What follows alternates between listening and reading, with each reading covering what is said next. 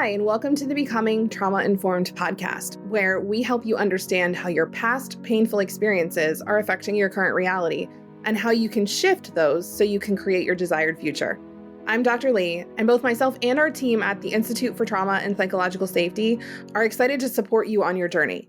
We talk about all the things on this podcast. No topic gets left uncovered. So, extending a content warning to you before we get started. If you notice yourself getting activated while listening, invitation to take care of yourself and to pause, skip ahead a bit, or just check out another episode. Let's dive in. Hi, everybody. Welcome to this week's podcast. Oh my goodness. I'm just so excited to have this guest here with me. Before I tell you who it is, well, you might already know if you read the spoiler alert title, but this human has become one of I've gotten to see you now several times in the last few months, and it's just always such a delight when I get to spend time with you. So you might be one of the few people I've spent a lot of time with in person recently, which is fascinating. And this human we've hired at the Institute, she has helped us create such a cool shift in our business over the last several months. She's also come to our retreats, and we got coffee the other day and talked for like 3 hours. And I literally was like, wait, where did the time go? And at the end of that conversation, I was like, we need to do a podcast because we need to talk about this. People, and in fact, I think twice we were like, I wish we were recording this now because it was so good. So without further ado, Bethany George is here with us today. And Bethany, thank you so much for joining me. And, so awkward. Gee, oh my goodness. Sometimes we have our podcast audio engineer take stuff out, and I'm totally going to have her leave that in. Gina, leave it in. That was just a prime example of my awkwardness right there. You're welcome. I can see your brain was like, which way do I go now? You saw the squirrels diverge into two directions, and I'm like, no, stay together. And you know what? Actually, this is a beautiful segue because you are the quote unquote follow-up boss, right? Yeah. You really help people. Well, you tell us in your own words, like, who are you? What do you do? Like, what are you excited about? What gets you fired up and passionate, like in your business? Awesome. Well, I love to stay. So like the follow-up boss, the name of that was a fun little journey. And it all came from, there's a phrase that I use all the time, and that is purposeful and intentional interactions. That is my definition of follow-up. And I believe that is absolutely like the foundation that any business or relationship, which business is relationships, starts. And I tell people I started as an entrepreneur since I was this big. I've literally been an entrepreneur for as long as I can remember. You know, I sold Girl Scout cookies that let me go to Girl Scout camp. I literally started on the corner holding up a sign selling lemonade. I made money as a kid because we had enough. We had food on the table and a roof over our head, but we didn't have any extras. And so if I wanted extras, I got to make it. And I got creative doing it. Fast forward to become an adult. I'm not a cute little girl anymore and not selling, cute little widgets or cookies or candies that things were like, yeah, that's an easy buy. Suddenly I'm selling something that's a little more thought-provoking. And it wasn't as easy to sell things. And so I started out in direct sales. Does anybody remember making a list of 100 people that you're supposed to call? Oh my gosh. You're like you are bringing back some memories, and I'm like, ooh. Yes. And for a lot of entrepreneurs, I feel like many of us have started with some sort of experience like that. And that was the sales training we were given. Make a list of 100 people and call them up. And I have memories, and I could go and tell stories about the times that I did that. And I tricked people into sitting down with me in order to have a conversation. And all the other sales trainings I've learned over the years that felt icky and unsafe and trigger a negative emotion. And yes, some of those might motivate people to take action, but they start your experience with them on a negative note. And I was determined to find a way to be good in business, to be successful in business. And I do air quotes because success is defined by your own perspective. But I always wanted to be about relationships.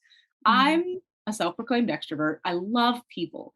I love their stories. I love their passions. If I could just walk around and talk to people and hear their stories all day long, Maybe I should have been a reporter. I don't know. um, and Lee knows I'm really good at just sitting back and listening. And then Yes. asking thought-provoking questions. And sometimes when the camera gets turned to me, I'm like, oh, it's my turn to talk. Okay. Because really I want you to talk. And so through all of that, what I've come to recognize is the best way that I can grow my business, and I've helped others do this now, is purposeful and intentional interactions. Mm-hmm. When you are building purposeful experiences with other people, you can figure out what is possible from that relationship. Is that a client, business professional relationship? Is that a referral partner relationship? Is that a collaborator relationship? Is that I need to call on you in the middle of the night when I want to burn down my business relationship? We definitely need those. Yes. And we don't really know what those look like until we're ready to dig in with these people around us. Yeah. That makes sense so far. Oh my gosh. Yes. No, again, the squirrels are trying to go in 7 different directions because I already know. So I personally know the power of the work. I don't even want to call it work. Like you said, the purposeful, intentional interactions. When you prioritize that in your business, and I brag that I feel like before I met you, we were doing that.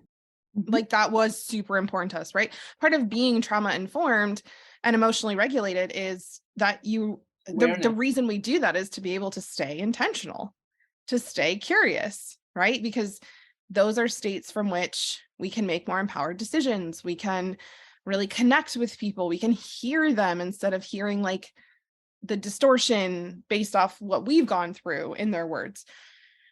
And you really elevated what we were doing in a relatively surprising way, because I was like, oh no, like people know we care. People know that we want them to feel safe and seen and supported. And we nicknamed Bethany on our team the Extractor, because Bethany would ask one question and the team would talk for 27 minutes. And at the end, she'd be like, okay, so this piece, this piece, great, got it. And we were like, oh, that's the answer and the solution to what we've been trying to do just with one question. And so, you talk about thought provoking, like it was just such an interesting process to go through with you, because like I said, I was like, oh, I'm pretty good at this. I don't know that we need Bethany. And then you were like, okay, here's the place that people are getting lost. Here's a place that people are feeling disconnected. Here's a place that people are getting confused. You just took this bird's eye view to our business, and you were really able to map out the journey that we take our clients on and go, this is a place that people are getting disconnected. This is a place that people are wandering off, right? This is a place that people are like, oh, let me exit stage left here and like go buy something else because you just primed me, but then like you didn't pitch me. So I went and found this somewhere else. And it was so cool. It was so cool to be a part of. And so I think the thing that I wanted to ask you to talk about, because you lead up one of our local networking organizations. Yes. Yeah. I was like, what's the word? Groups, organizations. And I got to attend it the other day. You're phenomenal. You were talking about something that like blew my mind. So can you tell everybody about this? Yeah. Well, and before I do that, I do want to just say, I want to brag about you for a second. Oh, okay. One thing that was really fascinating for me. So when Lee and I got to sit down and have lunch back months ago. Oh, that's right. And at this lunch, I was like, Lee, I believe that I can help your business, but I don't know how. And I don't know how to help businesses like yours. And my thought was that from the outside, Lee and her business had everything figured out. Yeah. Everything looked amazing. And very, very aware, very conscious. A lot of times it's almost a curse at this point that I can look at someone's business and immediately recognize holes in their sales process. where I'm like, ooh, that doesn't feel good. Ooh, that wasn't comfortable. And I can't exactly tell people that all the time because it's not pleasant feedback to get. Especially unsolicited, right? Exactly. Yes. Yeah, I'm like, I really want to tell you, but you did not hire me for this, so I can't tell you. Oh, the worst. And it's almost worse if I'm as the consumer, I'm in that environment. And I'm like, oh, I really wish they had done this in this moment. Mm-hmm. And so I had not really experienced much of that with Lee in their business. And so I was like, Lee's really got this figured out, but like, let me ask, like, what's going on? So we had a conversation and I recognized something. And it was just a little something. But as we've dug, I've really got to see like, oh, here's some things, here's some things, So I'm like, Lee's got these little things going on. Then I know it's systemic. Well, I love this. I also love that we appeared that way. And, we're not like, oh my gosh, I cannot believe my brain just went here. I am you and I are both TikTok fans. And one of the things that my algorithm has been feeding me is vets that like trim the horses and the cows' hooves. Mm-hmm. And sometimes they'll have like this teeny tiny little pinprick mark on the outside. And the cow will be like walking mostly normally, but it'll just be limping ever so slightly. And so they'll put it in and there's like this massive infection underneath. And I know this seems like the weirdest analogy, but like, I think there's so many businesses out there that, like you can kind of see some of the places that you're like, oh, that message didn't quite land, or I don't know if I like that. But when you really get underneath of them, like there's some serious stuff going on. And I would venture to say that the vast majority of the time it has to do with relationships, either the relationship between the leader and the employees, or the employees and the customers, or the company and the potential. Like there's some place that things are just like not right. Yes. It's easy to get our systems in place. It's easy to have tools and processes and all of that. That stuff is very analytical and very straightforward, and we can like flesh it out. Relationships are complex and dynamic, and trying to figure out what that looks like, and especially when it's expert to customer or to consumer, there's a weird dynamic that exists there. And if we're not super conscious of what's happening, then it's gonna go out of whack. And you can be like, I'm saying all the right things, but nothing is landing. And I experienced that in my own business, even as the follow-up boss. And that's where purposeful and intentional interactions can help with a lot of that. I actually think most businesses don't communicate enough directly with their consumers. Yeah. And that was a big thing that you helped us realize. Like we ended up hiring somebody that we call her the chief nurturer, Shannon. If you come into our Facebook group, which, there's over 1,000 humans in there, and I didn't have the capacity to connect with these people.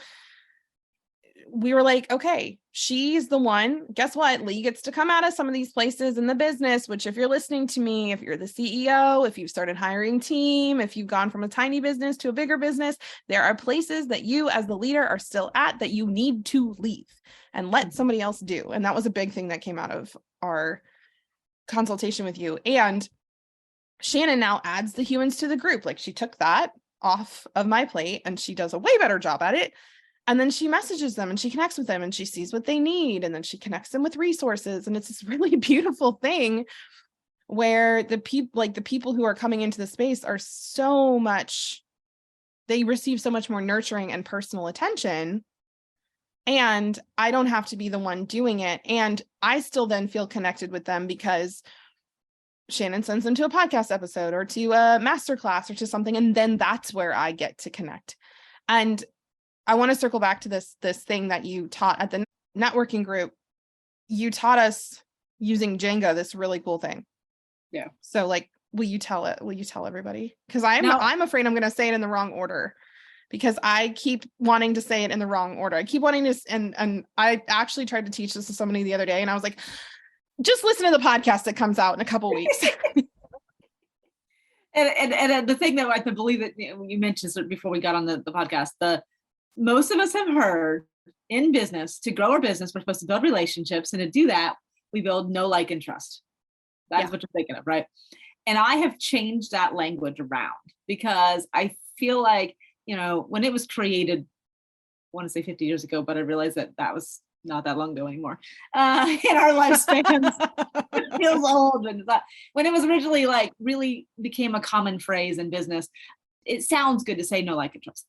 But the way that it works is like, no, trust. Yeah. And the reason is because the first thing, we're human beings. Okay. Firstly, can we just acknowledge in business, it's never going to change. Doesn't matter how much AI we got going on. We are still human beings interacting with humans. We're mammals. We like to connect. That's part of how we survive. Yes. That's not going to change. Unless you're interacting with Amazon. And for a lot of, I tell businesses to stop trying to be Amazon. So it starts with like. Do I like you? Think about the time that you've met somebody and you're like, I don't really like you. And it doesn't matter how great at what they do might be. If you don't like them, you probably don't really want to know them, and you probably don't trust them. You're not going to get to the other steps. I am kind of obsessed with this because, like, seriously, this was just such a big shift.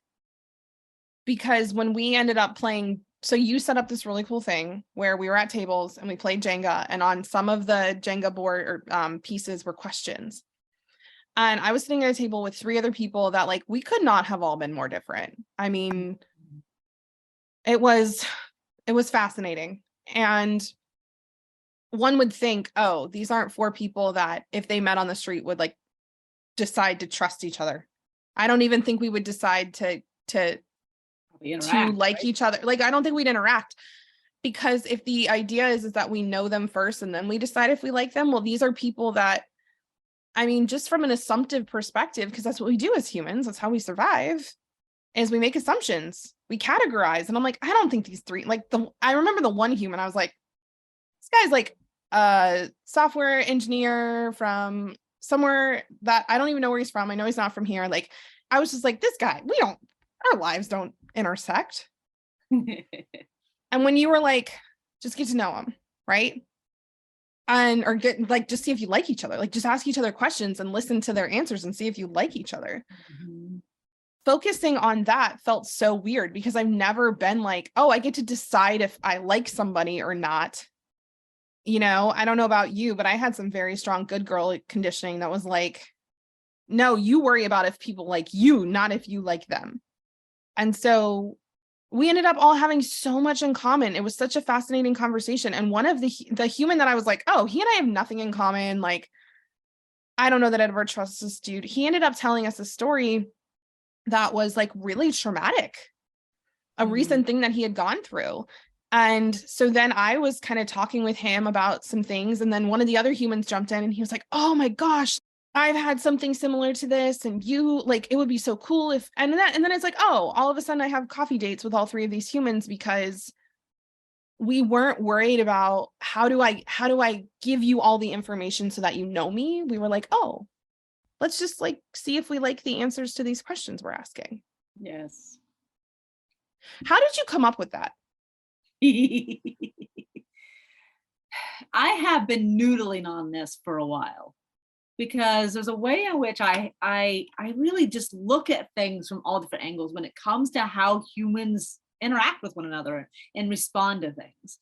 And in the sales world, we start out not wanting to know. If I had met you on the street, same thing, like, or at that networking event, I might ask you, what do you do? But it's not because I want to know how I can work with you. It's because I need to find where we have commonalities. And at a business event, the only thing we know in common immediately is we're both here because we have business. So we ask, what do you do? And then the other person thinks, oh, they want to know my business. So I'm going to tell them everything about my business. And I'm thinking, I'm looking for gems. I'm looking for, where is that common to my experience? I'm not looking to know your business. I'm looking for what I like and relate to you. Ooh, I got chills. You're looking for resonance. Is there a place where I can feel that you feel me? Like, or where I can see where you see me? Because Yeah. from there, then I want to get to know you. Yes. Mm. Now, some of the best conversations come from when we start that conversation, we ask the initial question, whether it's what do you do or something else, and they say something that I resonate with, and they go, oh yes, and blah blah blah blah blah, and they go, oh yeah, and so we are resonating. We find that commonality, and I will create an emotional bond to you. That is the human psychology of it. Whereas if you're like, no, that's not what I said, or that's not, or either they shut you down or they start talking more about themselves or whatever, you suddenly are like, I'm not seen, I'm not heard, I'm not safe, I don't like you, there's no emotional connection, I'm going to move on now. We never got to know. The like never happened, we never moved to the no.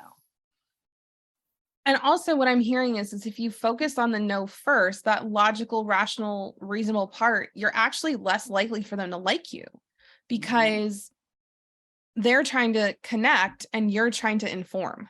Yeah. Oh, I love those words. I know, that was good. Somebody write that down. I am writing it down. Okay. Okay. You can see how we talked for 3 hours at Starbucks. This was literally what it was. This was back and forth. Yeah. You are not coming from a curiosity space where you're trying to like feel out this person. And I use that word intentionally, like feel out this person, because that's what we do. We feel if people are safe, if they feel safe to us. And that's not always a them thing. Sometimes it's an us thing. Sometimes people who feel very unsafe to us are people who are exhibiting behaviors that like maybe we were taught are wrong or bad or whatever. And so, and this is something I really love to dive into with a trauma lens in our programs is just because you don't like somebody, right, doesn't mean that you're not supposed to do business with them. Sometimes you getting triggered and being like, oh my gosh, I really don't like that person is a chance for you to go, why? Right? Oh, I don't like her because she showed up in jeans and a t-shirt and like was just laughing and was like so loud and, boisterous. Well, is it that you don't like people who are loud and boisterous? Like, did she feel inauthentic or were you actually kind of envious of how carefree she was? Right? Oh my God, I'm thinking of you. You wear purple all the time, head to toe. Anyone watching video, you can see purple all the time. That is somebody might be like, oh, I don't like her because she wears purple all the time.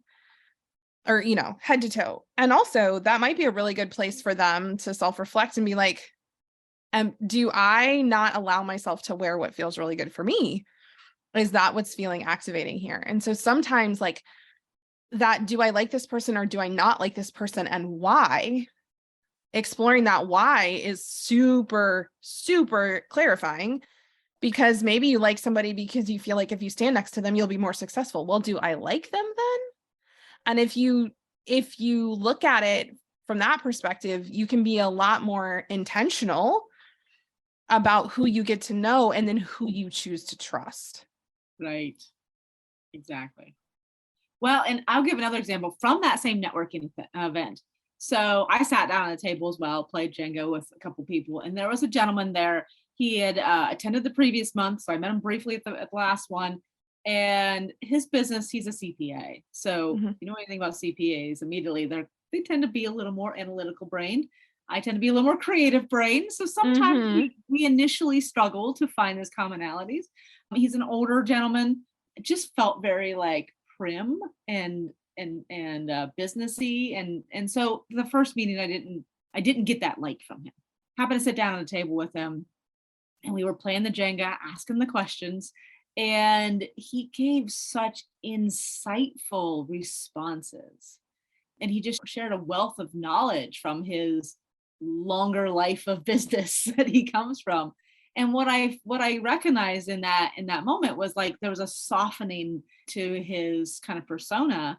And even after it was all done, he said, I kind of feel a little bit grandfatherly about this group.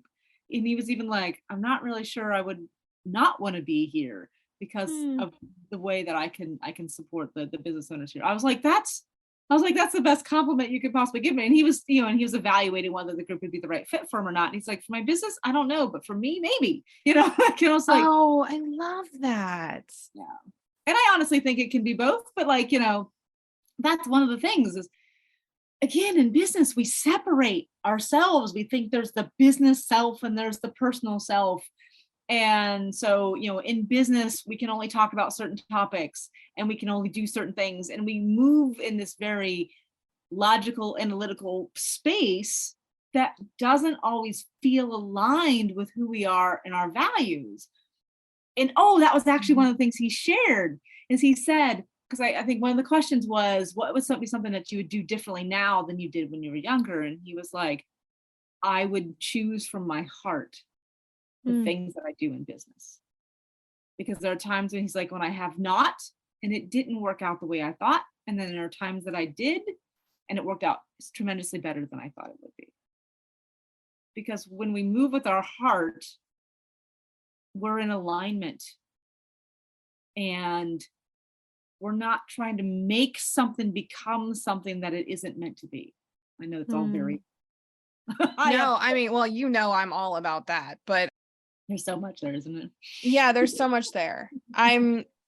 What is fascinating for me is I'm reflecting as you were talking, and I was like, I chose a business that even if I wanted to separate the relationship from the business, I couldn't.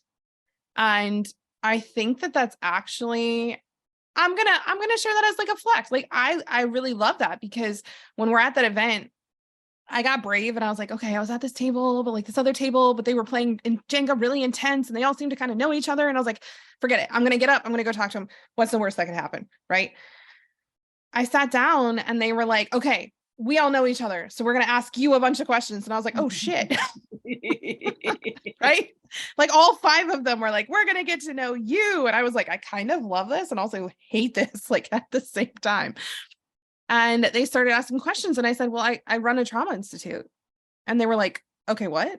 Like, wait, what? And I gotta say, I gotta start going to more networking events, because that is a great one-liner, because people are like, what the heck does that mean? I'm going to take you to more networking events. What'd you say? I'm going to take you to more networking events. Yes, please. I'm excited. It was so fun because I don't get asked those questions a lot, and so they were like, okay, well, all right, like, who do you help? Like, who's somebody I'd send to you? And I was like, well, we have 3 core areas of humans that we serve. I said, we serve humans who want to learn how trauma personally affects them and how to recover and process in a meaningful way in a safe space.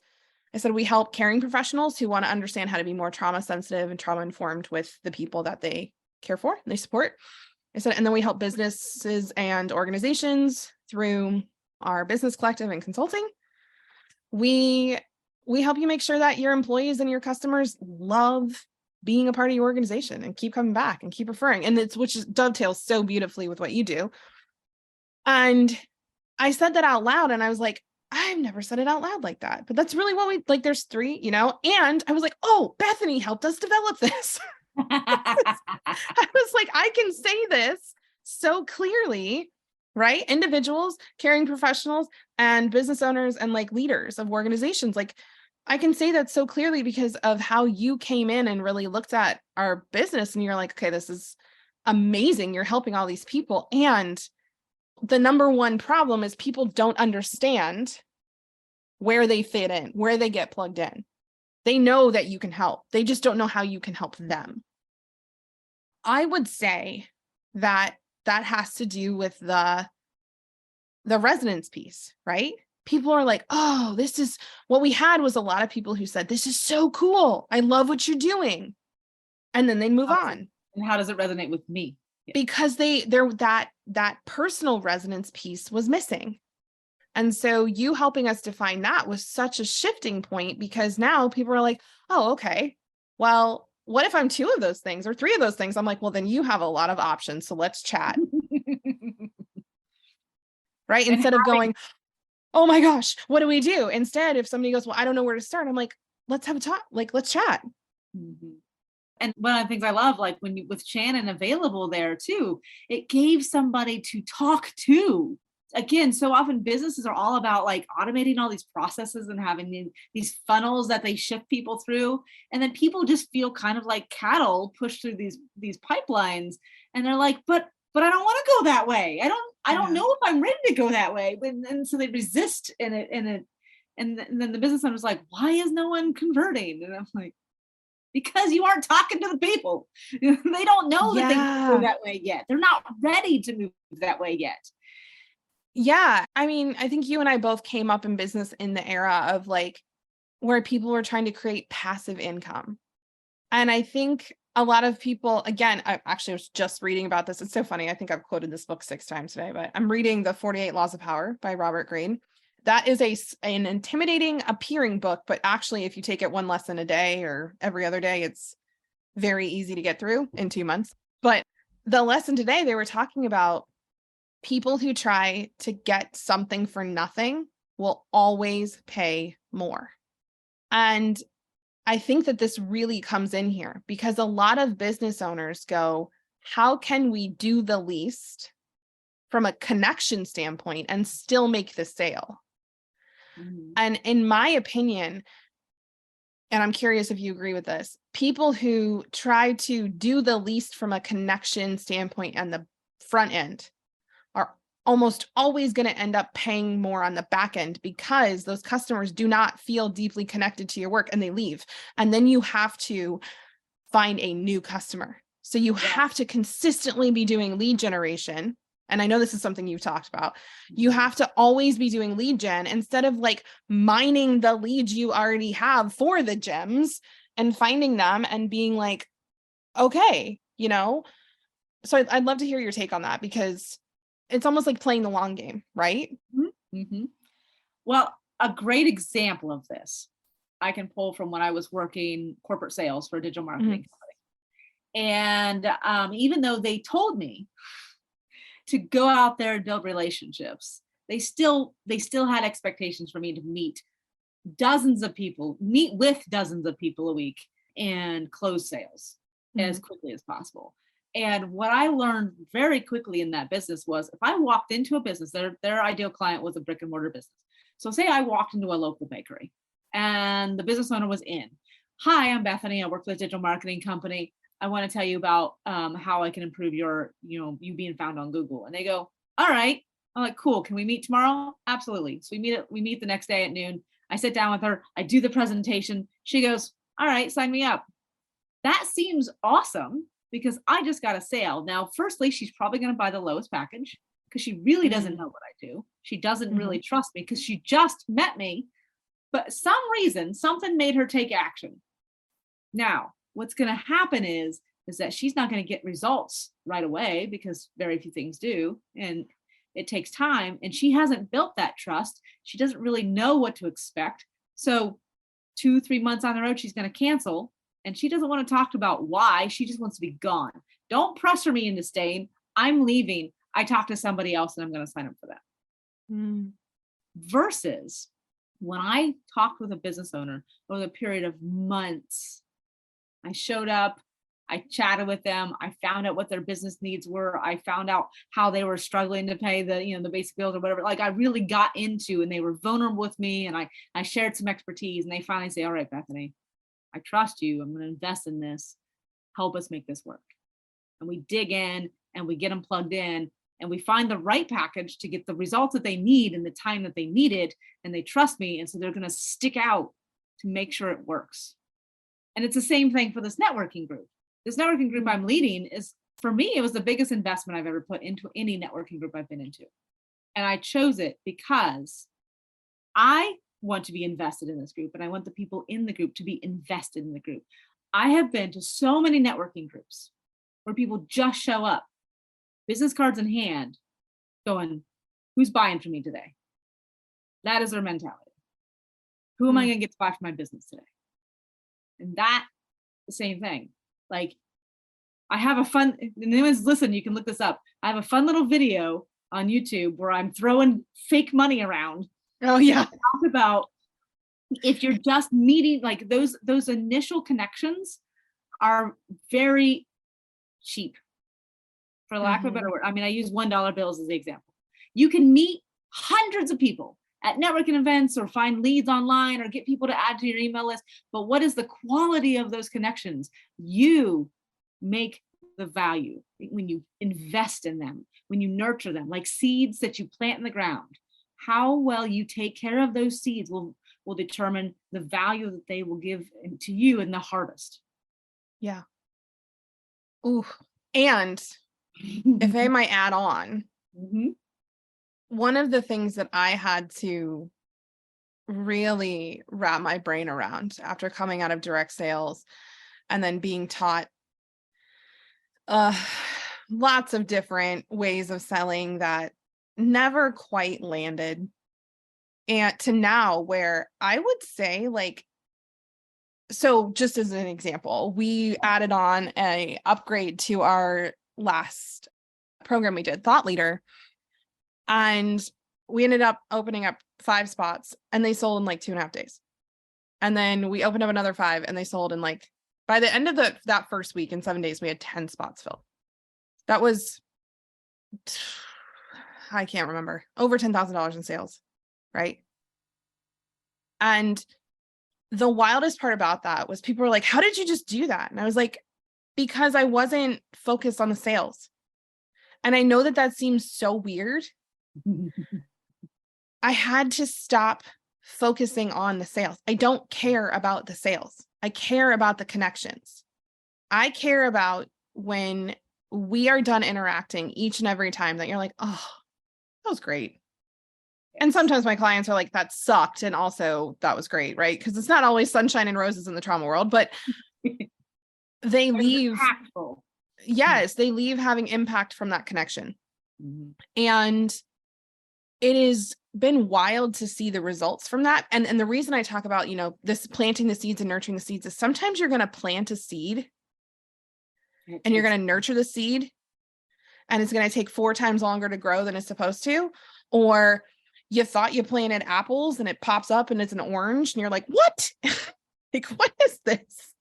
Or you plant a seed that turns into a non-fruit, like a non-flowering tree, like it doesn't produce any fruit, but then it drops seeds and then it produces 10 trees that produce fruit, but that takes 5 extra years. And like, you just don't know what's going to happen when you plant it. And I never understood when people said this, like in the law of attraction and manifestation realms, they're like, you have to send the desire out into the universe and then just have detached trust. And I'm like, what the heck is detached trust? Like, I very much would like this fruit to grow. Thank you very much for my family's sake, for my sake, all those things. And when I realized, if I focus in on this connection, this will produce. I just don't know how. I know it will. It took the pressure off that specific interaction. And I can add to that. Yeah. A way to detach from the results, but to still nurture that is like when you like somebody, you're like, I don't know how, I don't know if we're going to work together. I don't know what's going to happen, but I like you. And I literally, when I make a connection with somebody, so like if I meet somebody somewhere, I'll be like, we need to have a one-to-one, whether it's Zoom or coffee or whatever. After we have that one-to-one, I already know, do I like you? I can tell in that meeting, when in the, just speaking one-to-one, do I like you? And sometimes I'll make a note. I don't know if they're going to ever hire me or not. I don't know if I'm ever going to hire them or not. I don't know if I can send connections to anybody because I connect to lots of people. So like, that's something I do on purpose, but I don't always know what is possible. Again, I don't know what the seed is, but I'm going to make, because there's something about it that I'm like, this is a freaking cool looking seed. I'm going to grow this. And I love that. Most gorgeous things come out of those connections. Yes. I mean, ours is just one here. Like when we had that initial lunch and you were like kind of doing a pick my brain, which was actually really helpful. And that's the other thing I hear entrepreneurs say all the time, like, oh my gosh, I do not do pick my brain sessions. I'm being kind of snarky there, but like, you can tell how I feel about it. People don't even do one-to-ones. They're like, I don't have time for that. I'm like, yes. And I'm like, oh my gosh. Yeah. I'm like, do you not understand the value that can come out of one of those? Yeah. You are looking at this as from a time perspective. And I once had a coach tell me when I was at capacity, right? Like I had all these one-on-ones and I had all this stuff, I've got 3 kids and all. And they said, from now on, you don't do connection calls or clarity calls unless you think that you can make $100,000 off of it. How do you know? And at the time I was like, absolutely, because those are the levels of deals that I'm doing. And then I started to think, and I was like, now that I'm more out of that space and I got a little more clarity and I got back in my own head, and I'm like, the times that I have made the most money have been the most random things. It's from relationship building. So case in point, somebody invited somebody else to our retreat that I never met before. And they were like, I'm coming. And I'm like, oh my gosh, like I've never coached somebody in like a house for 2.5 days that I've never met before, but like, I'm just going for it.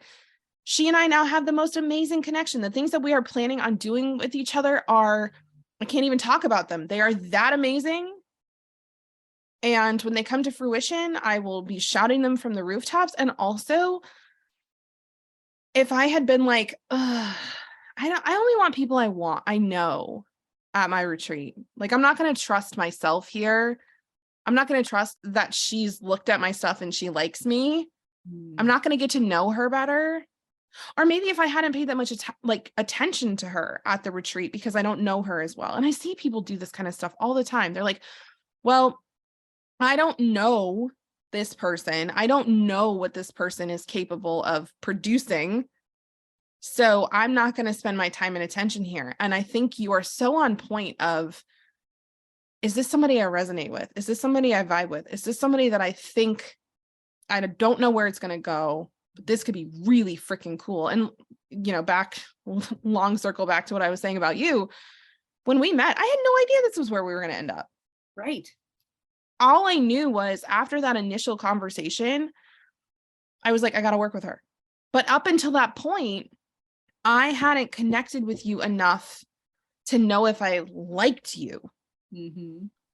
And so that lunch was like where the like really dropped in, I think, for both of us. And then it was like, okay, now I want to just get to know her so much better. Mm-hmm. And from there, some really beautiful stuff has come out of that. Exactly. I think the long game is now just such a fun thing. And also the detached trust piece of, and like what the grandfather of this networking crew now said is following your heart and following your gut and your intuition of like, I don't know what it is. I feel like I should just connect with this person more. And I think we get to bring the trauma piece in here too, because a lot of people, we have a lot of past painful experiences around. Maybe we started in some more scarcity-based or less than trauma-informed sales trainings. And so we might feel like sales feel really hard, or we do feel really disconnected, or maybe you're not reaching out and selling because there's some past painful experiences around connecting with other people and how that, if that feels safe or if that feels right. So like, I don't know if you have any thoughts on that, but I think that that's a big piece here. Oh yeah. Well, I'd like to talk about, there's a continuum and there's two extremes. Let's see if I can in the camera here for those who can see me. There are 2 extremes on the sales scale. There's what we think of when we think of sales as those transactional people. And I love to use the example of the used car salesman. We've all had experiences with a salesperson that were like, never, ever will I be like them. I feel so bad for used car salesmen that are actually like really upstanding, ethical people. And also it's a perfect example to use here because we all have that. Yes, I'm never going to do that. I feel used. I feel like I'm a number. I feel like they did not care about me. There's no resonance. Exactly. And I use that example a lot because people do resonate with that. And I've had good car salespeople, and you remember the good examples because you expect the negative. Exactly. So there's that extreme, right? And we all, and pretty much all of us who are heart-centered, impact-driven, people first, whatever you want to label yourself, don't want to be that. Mm-hmm. So sometimes we shoot to the farthest other extreme, which is so relationship focused that you get something I call friend zone. And because you never make the sale, right? Never make the sale.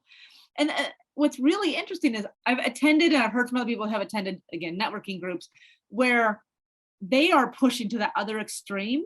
So they're like, we're not going to talk about our business here. We're just going to focus on the social. And I understand what they're trying to do, because I mean, again, in my networking group, we're all about trying to get to build that like, and our business is a part of who we are. Thank you. Thank you. I mean, I can't go a day without talking about my business, because I can't go 5 minutes. Yes, I agree with you. Yes. Yeah. And again, those people who we lead from the heart, we're in a business because we're passionate about it. Could even be accounting. Sorry, accountants. You and I are both like, we're not accountants. And yes, I love that journey for you, right? Yeah. But like, I have met people who are like, I love numbers and I love playing with the numbers and I love helping you understand your numbers. And I'm like, that is fabulous. And I love that. Again, like I said, I love that for you.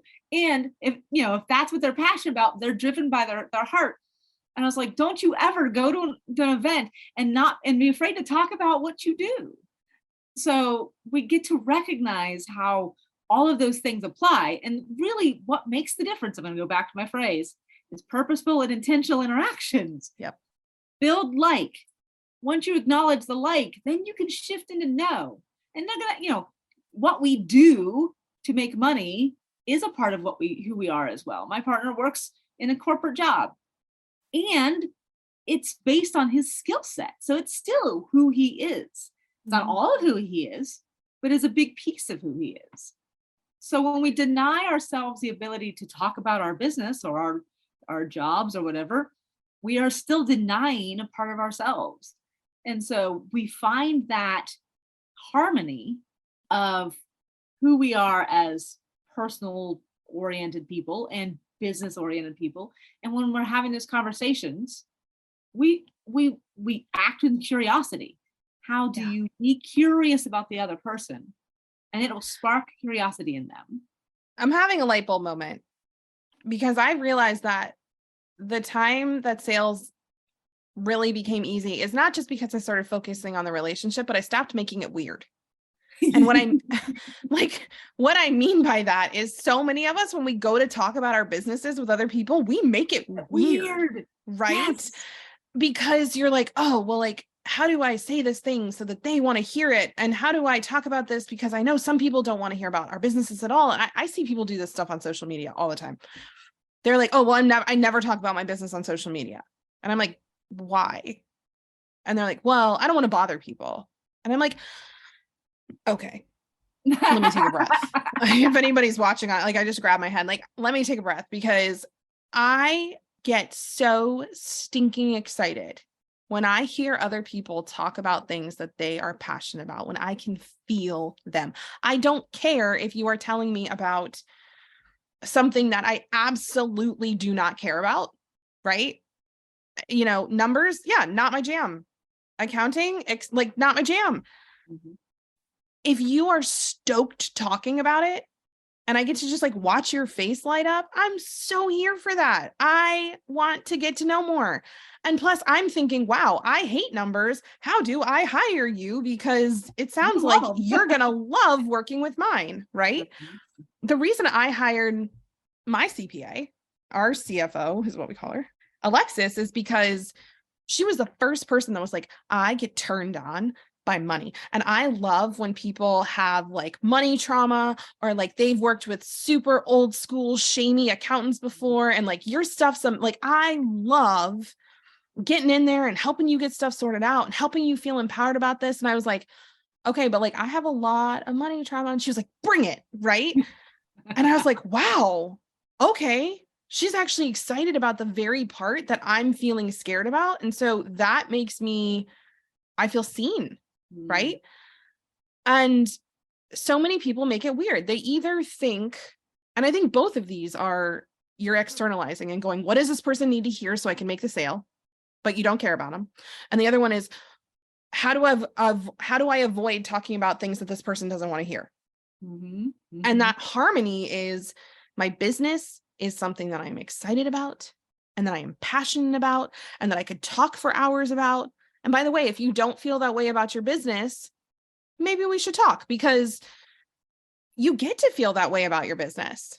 Right. And it doesn't mean that you have to like blow up the whole thing or, or burn down the whole thing. There might just be like a tiny tweak that you need to make or you get to make. But like trying to do that sales harmony, that feel good, that might make you hate your business. Exactly. Sales feeling crappy might make you hate your business. That's what the title of the episode should be. But that harmony is, I get to show you what I'm excited about. And there is no greater way for somebody, or easier way for somebody to be able to tell if they like you or not, by you getting excited and sharing your passion.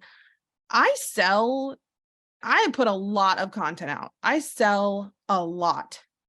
And you would think that I'd be losing followers left and right all day, every day. I'm not, because it's coming from this place of, I'm writing this because I'm excited about what I'm offering. I'm writing this because I'm passionate about the work I'm doing. And if people don't like that, why on earth would I want them to stay around me? Mm-hmm. Mm-hmm. Why would I want to encourage people who don't like something that is so inherently important to me? Why would I want to encourage them to stick around versus the people that when they hear me talk about my work, they're like, I'm not buying from you, but like, I am digging this. Or I'm not buying from you yet, and I'm digging this. Mm-hmm. I just want on a whole soapbox. Thoughts, comments. Oh my gosh. There's just, it's just so much of that. Everything in life gets to be in alignment. And we make so many stories. We overanalyze the conversations we're having. I made a video years ago, and I keep thinking I need to redo it, but I haven't figured out exactly how yet. I don't have the videography skills that I desire because I get these images. So related to that, what makes sales weird is when we're trying to push something to happen before it's right, before it's ready. Oh, yeah, let's go with that analogy. I love that. You're like yelling at the plant, like, why aren't you growing? Right? Oh yeah. That's where I like, I need more plants in my life, but I don't grow them very well, which is funny. Me either. I have this poor little sickly looking plant. If anybody, I did this last year. I planted a garden. I planted carrots, and it took them months to come up. I never did quite figure out why my plants weren't thriving last year. It was a rough year, but like I planted seeds and then I waited eagerly for them to come up, and it took so long, and I couldn't pull them up early. That there would be nothing, like there was nothing there. Yeah. And so when we are trying to push sales, it gets weird if we haven't already mentioned that we have a business and that we're passionate about it. If we are trying to make something happen that isn't ready, there's all these things that, so like the solution to so much of this is curiosity. Be curious about the other person. Really ask them questions like, who are you? What do you want to do in your life? What are you passionate about? What drives you? And you learn so much about them. And like all the things, not from I'm going to use a word that I know you love to reclaim, not in a manipulative sense. Yeah. But we don't want to learn information from other people in order to take advantage of that information. Yeah. We can align what we do with what they desire. Yeah. I like how both of us have kids coming home right now and we're like, hold please. The thing I think also is so many people are, I love that we're using this analogy, because so many people sit there and yell at the plants or stare at them and watch them, and they never think to ask the plants like, hey, what do you need? And the plant is like, oh, I just need a little more sunlight. Like, I just need a little more sunlight. This one says that. Or this one's like, I just need a little bit more plant food. This one's like, I just need a little more water. Mm-hmm. The other one's like, I just need a little more time. Each of them might have different needs, and we never think to ask. And also, some people like just plant those seeds and leave them there and never follow up on them, never check to see if they need more water or sunlight or anything. And then they go and plant a bunch of different seeds and then don't check on those. And yeah, like every now and then one of the hardier ones will like pop up and sprout, which is great. And neither of those are good plans. The great plan is I'm going to make sure that I'm staying engaged and connected with y'all over here. These first ones that I'm planting. And also I'm going to go plant seeds other places too. And I'm going to make sure that when I am planting seeds, I am being intentional and making sure that I'm not overstretching myself so that I can't follow up with everybody. Because honestly, y'all, it is so much easier. Hear me, please. It is so much easier to keep a client who already knows and likes and trusts you, than losing them and having to find another one. Yes. And this is the same for employees too. If you are somebody who has team, if you choose team carefully, right? If you hire based on, yeah, I like this person and I've gotten to know them and I think they're going to be a good fit and I trust them. If something like goes wonky there, it is so much easier to be like, hey, are you getting everything you need from me? Mm-hmm. Than to be like, okay, you're fired and let me rip up this whole garden and let me plant like that.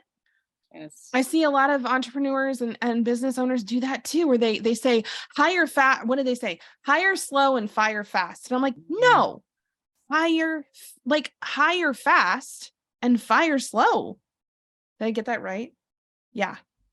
What's really interesting too is when we're closing a deal for the terms, right? When we have a client who has said yes to us and we've sent information out to them and they don't take action, they don't click buy now, schedule, whatever it is, the next steps, and it delays out. I hear this all the time. Business owners have no idea what is happening, why it's not happening.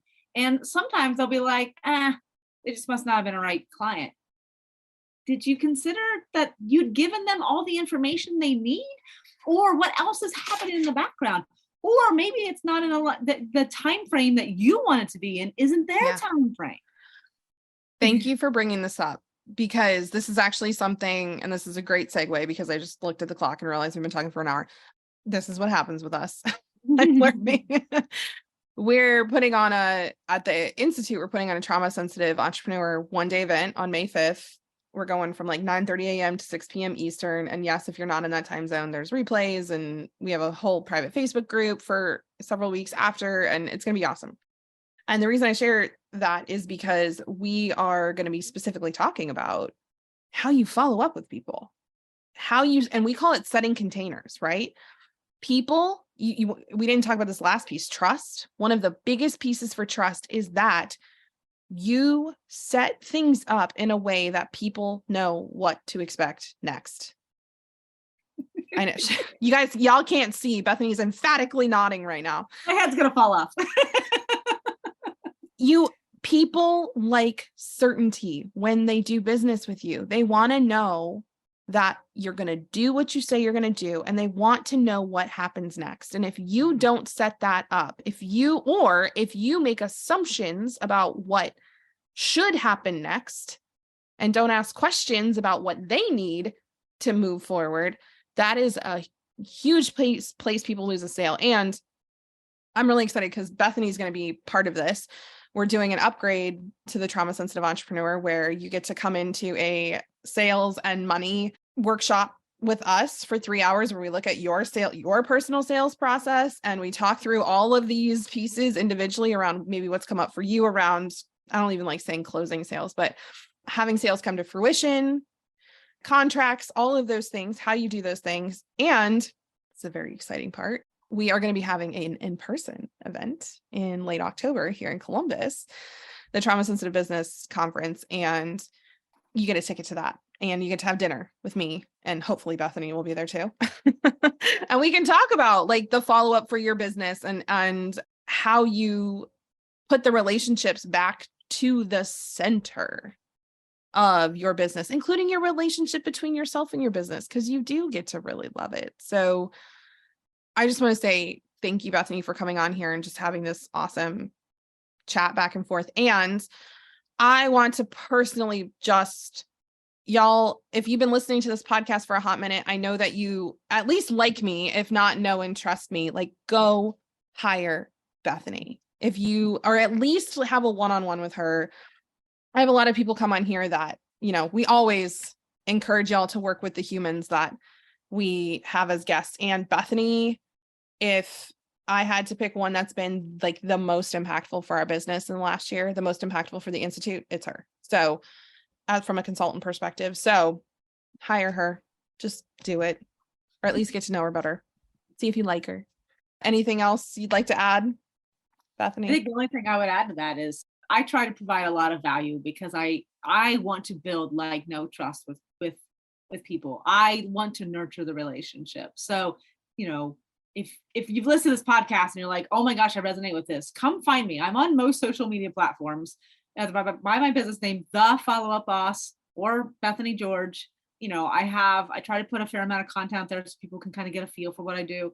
And, I provide ways to work with people based on where you're at, solopreneurs, the small businesses, one off, like, let's dig into one particular project to like, let's just look at your entire business and figure out, let me work with your team and we can really dig in. So there's so many different ways that we can make things in alignment. I like to say that I help businesses look at their sales to make sure that it's both in aligned with their values and getting the results they desire. So. Yeah. And you truly do deliver on that, what you just said. Absolutely. So, all right, y'all have a couple invitations. Go connect with Bethany on social media. We'll make sure that those links are in the show notes. Join us at the Trauma Sensitive Entrepreneur event.